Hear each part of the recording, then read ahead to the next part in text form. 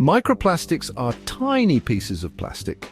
They are smaller than 5 millimeters, about the size of a sesame seed.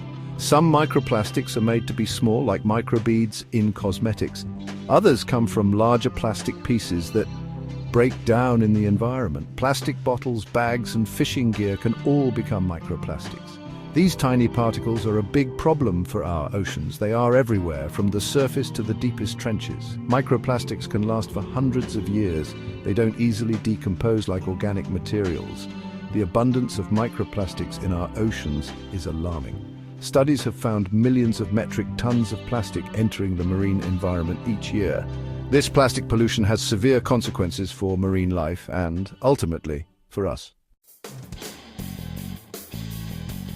Microplastics enter the ocean through rivers, wastewater, and coastal areas.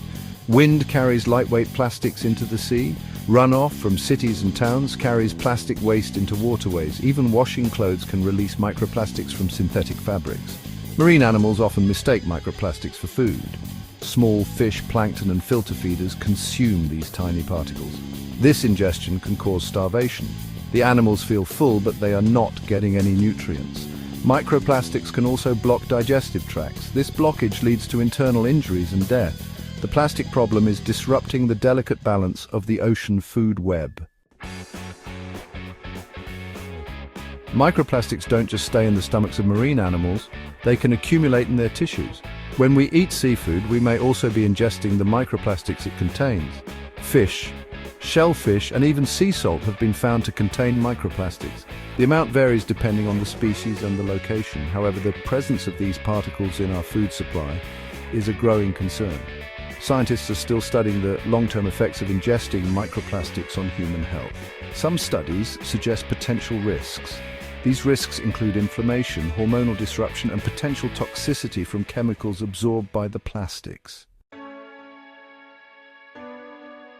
The problem of microplastic pollution can feel overwhelming. However, we can all take action to reduce our plastic footprint. Small changes in our daily habits can make a big difference. We can start by reducing our use of single-use plastics.